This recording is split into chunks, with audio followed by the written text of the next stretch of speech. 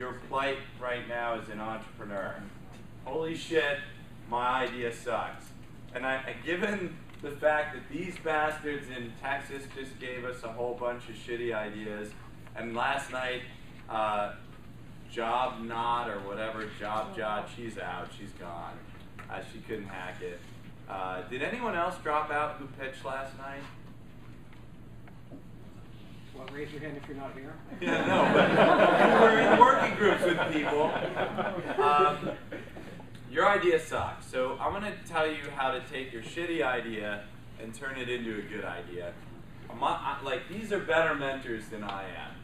So, no. Yes, they are. Actually, numerically and in reality. I'm a much more practical guy. So I'm going to tell you exactly what you need to do. And again, as I said last night, and people are starting to realize, I'm generally always right, especially from your perspective. I can't get, once you're running a public company, which hopefully one of you one day might achieve, which would be really nice, then I'm not always right, but here I am. So first, nobody's going to take your stupid, shitty idea.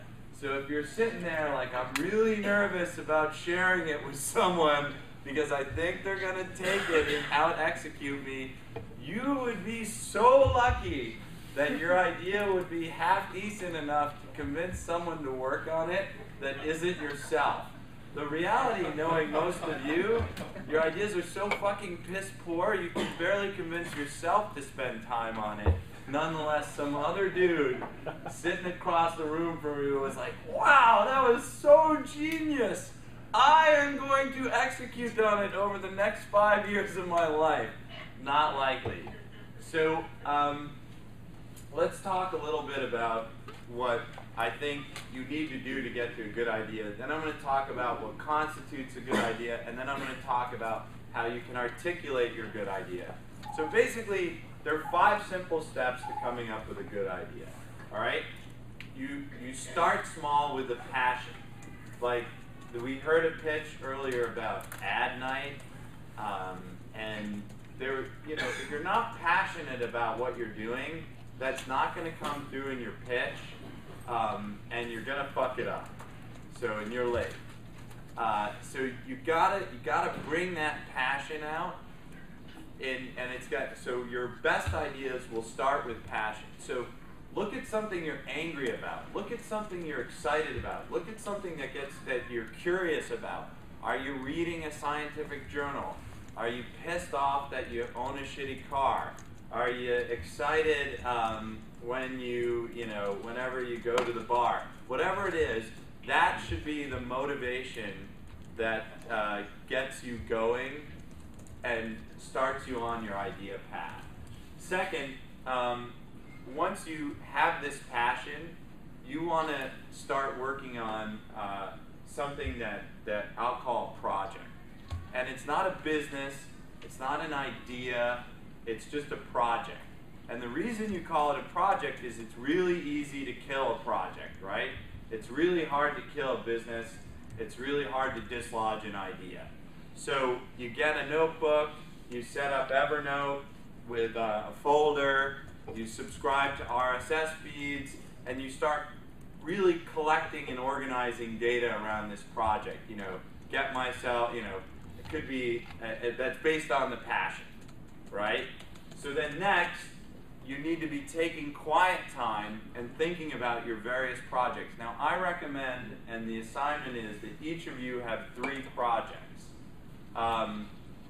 So you will need to come up with those 3 projects over the next 2 weeks and discuss them with your working group again, because no one's really afraid. Set up the folders and everything for them, and you're going to be needing to take quiet time. Now, the quiet time is used for a couple different things. Number one, you're going to come up with ways to bring the project forward into existence. Number 2, you're going to come up with problems that are incumbent to the project, like, oh, this doesn't make sense. And then you're going to come up with things that, you know, hey, maybe this is reasons not to do it. Now, what's interesting is the quiet time is also a way that you can measure which project you like the most. Because if you're spending quiet time thinking about project A, versus project B and C, then you know that project A is probably the best project for you. If every time you think about the other projects, you're thinking about problems and things that hold you back, then you know the first project, project A, is probably the right one for you. You also want to have a board of friends as a fourth step. In the Founder Institute, we codify this as your working group.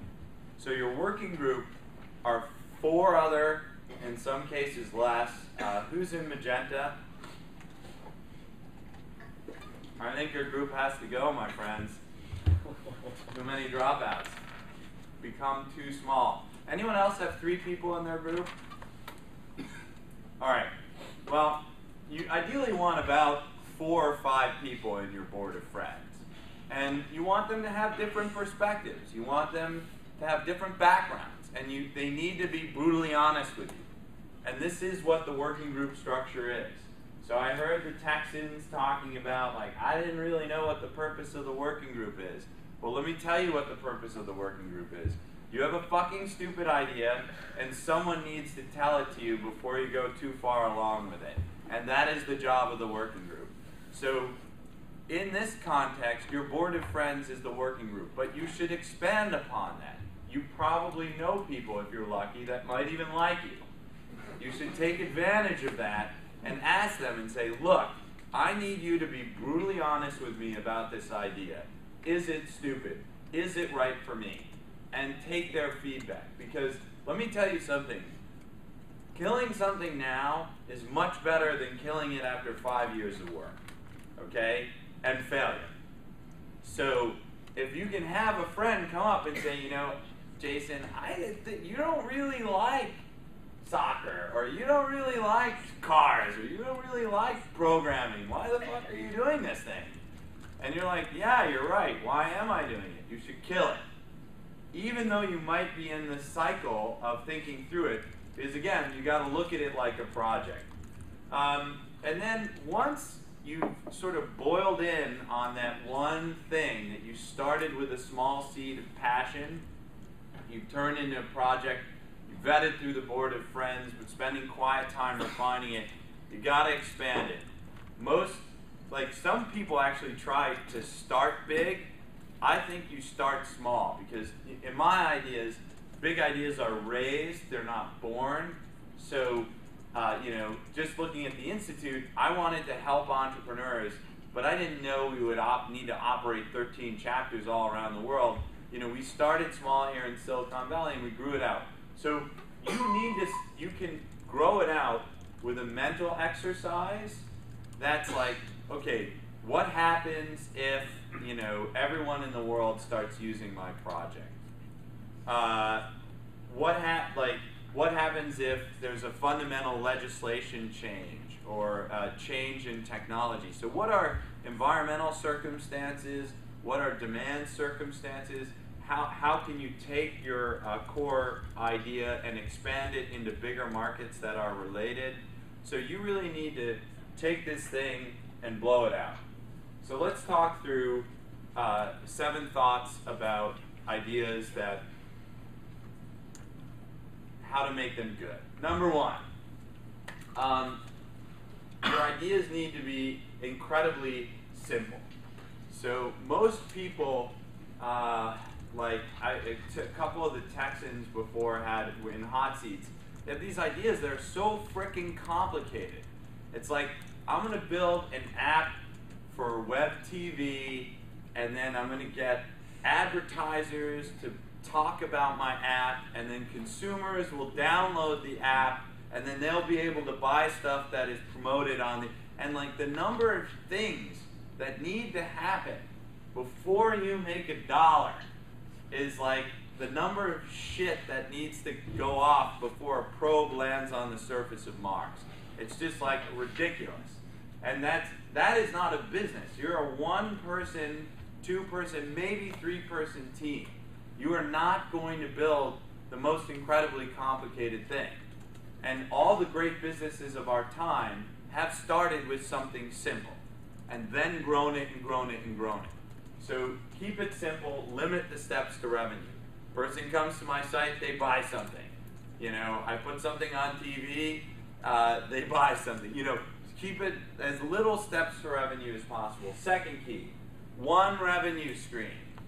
It drives me mad when people are like, I have advertising, I've got affiliate revenue, we're going B2C, we got some freemium shit, and I got a data services thing as well. It's like, no, you don't. You have one dude sitting in a corner coding. He's not going to sell advertising. He's not going to fucking do data sales.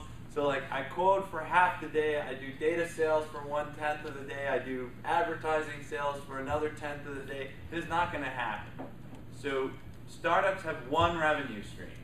It's possible you could have another revenue stream, call it like Google AdWords, but that will be like 5% of your revenue. And so don't talk about it. And by the way, a lot of people think that investors like to hear about revenue streams, and this is not true, especially if it's not believable. Okay, know your customer, huge flaw. I mean, it happened left and right over here. It happens you talk about these things, and there's like this mysterious customer, and you know, customers fall into three categories. It's a demographic, it's a market that's very specific, or it's a buyer, a customer that's usually a type of person, like a person in marketing or a person in PR.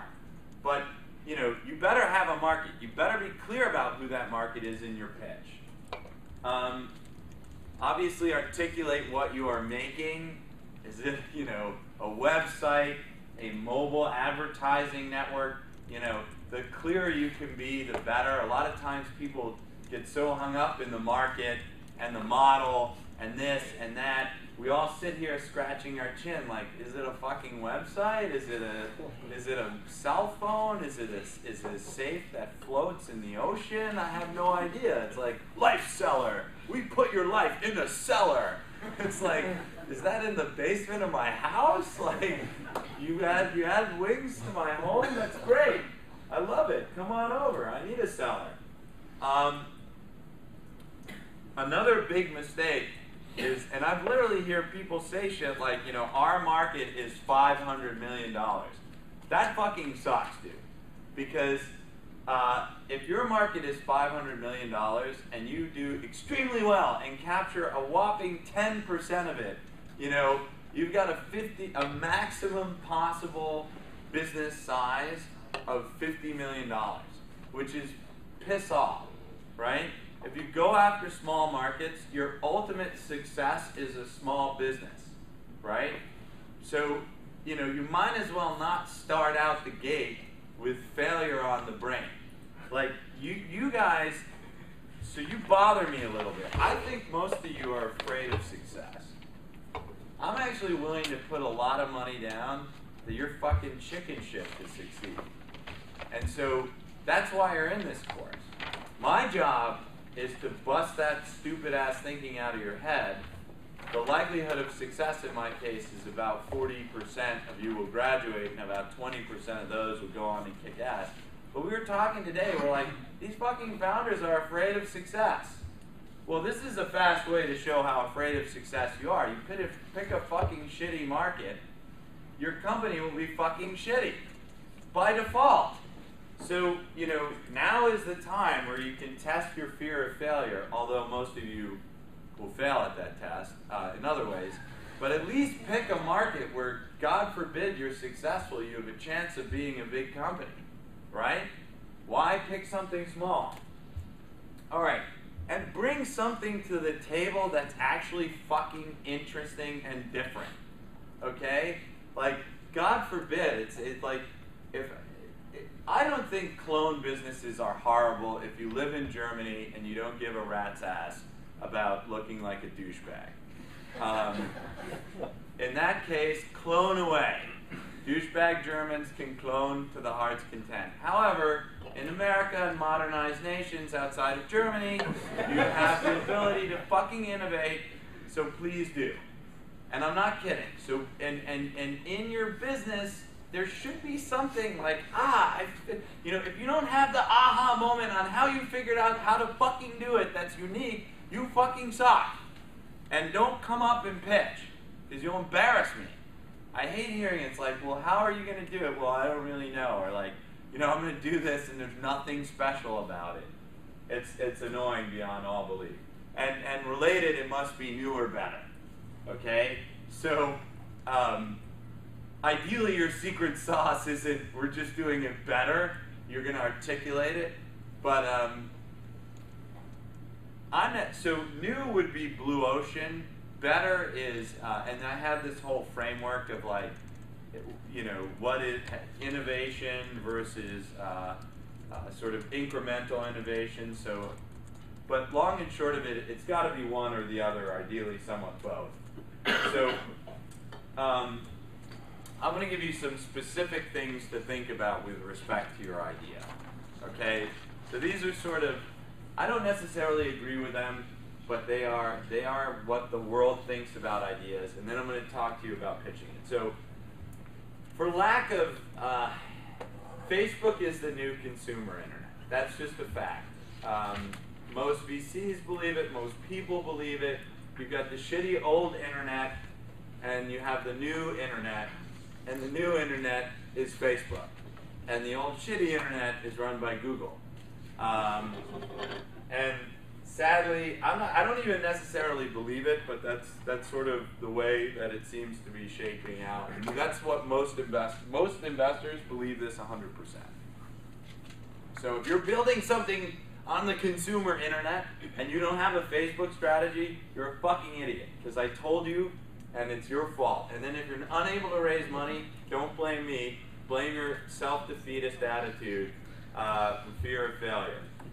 Second, there are such things, you know, we joke if there's no competition, you don't have a business, and that's actually accurate even with blue ocean opportunities. The blue ocean opportunities are things that no one's ever really done before, but they could be in markets. So like a smartphone without a keyboard that's like touchscreen, like that was sort of blue ocean-y for Apple. They had a lot of experience in the field.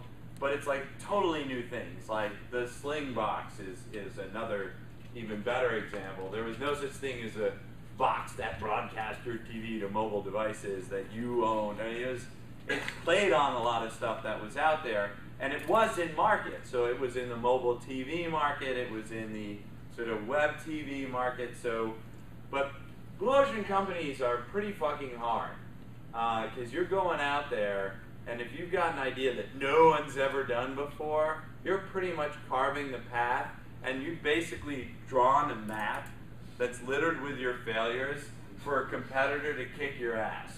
So you're like, Jesus, like hacking through a forest. It's like, oh my God, like, you know, whatever, tiger den, turn the other way. And then you finally you're like, paradise. Meanwhile, someone has like a steamroller that they're driving to paradise because they know where you are and they know where you failed, so you make the roadmap. So I warn you that going after blue ocean companies, you know, oftentimes, and we have mentors who've done blue ocean companies, and they you know, you end up in debt. Every marketplace, they don't always end up in debt, but a lot of times they do. Every marketplace business, so I have buyers and sellers, and they will meet in the middle, and they will buy and they will sell. Which was a pitch last night. It was really lovely. They always start with the demand side, okay? The people who are, you know, essentially putting the money or have the money, the supply will always be there if there is people with cash with demand. So the demand side is always your customer. Once you start offering services, you are a service company, okay? It's just a matter to what degree. And unfortunately, once you're a service company, it's a slippery slope to like 100%, all right? And I can explain this very simply, and some of you here will make this mistake, and then you're an idiot, because they're worthless pieces of shit that leave no legacy in the world. But you can start them if you want, and we'll kick you out. So here's how it works. I built this shitty product no one can use, but someone will pay me to adapt it to their specific needs. So let me do that. Shit, this is really hard. They call me a lot. It's annoying. I don't like talking to the customer. I'm going to hire an account manager. Account manager's like, I can't talk to these fucking engineers. They talk HTML. I talk account. Fuck, I need a project manager. So now you have one engineer, one product manager, and one account manager. Then you're like, fuck, I gotta build these guys. It's really complicated. I gotta hire a accounting person who understands accrual. So now you have 3 overhead motherfuckers for one person building shit. And so now you're the CEO of the 4-man company where there's like one engineer who makes the product but is mostly working on service shit, and 3 fat people working on service stuff, and you're spending 90% of your managerial time running a service business. And that's how it goes every single time. So if you want to head down that path and run a worthless company, please go ahead, be my guest, and we'll kick you out. Arbitrage businesses are very hard, and I love it. It's like, look, there are like billions of dollars being spent on education in the world. I hear this fucking 20 times a day. And we are building this thing that students will love, right? And then we will hawk them off to courses that they want. So of course, these online universities are spending billions and billions and billions of dollars marketing to the chimp-ass students that you want to get to, right? Billions. They're like, hi, you've got into the Founder Institute, press 1. And like, so, meanwhile, your cool thing is gonna circumvent their billions of dollars of ad spend, because somehow you're gonna hook the students better than they can with billions of dollars. Let me tell you something. It's called an arbitrage business, and it's a race to the bottom. Because you're saying, my special technique will outmaneuver the billions of dollars spent over here, and so I'm going to take advantage of like affiliate fees. But what happens is they get smarter, and they're like, oh look, this fucker's disaggregating my market. We'll do the same thing. So then you're like, fuck, I got to do something. Then they're like, boom. Then you're like, fuck, I got to do something. And meanwhile, there's a threshold amount that the educational university will pay, and so it's a race to the bottom. Then you're really just scraping nickels off the floor. Arbitrage businesses are hard. Very few people make money, which is related to large advertising budgets. And I'll save virtuous cycles because I just want to do one thing. So a lot of people probably seen the Idealibs thing. I want to take you through it because given the level of shitty pitching that happened both in Texas and here, it's just embarrassing. So, and the whole reason that Phil was like, you got to talk first, was for me to give you this so you don't actually make our ears fall off in pain. All right? And you can actually fuck this up very easily. You will fuck it up very easily. So my company, insert your company name. I'm not kidding you. We're going to do a hot seat, and you must do this, or I will torture you.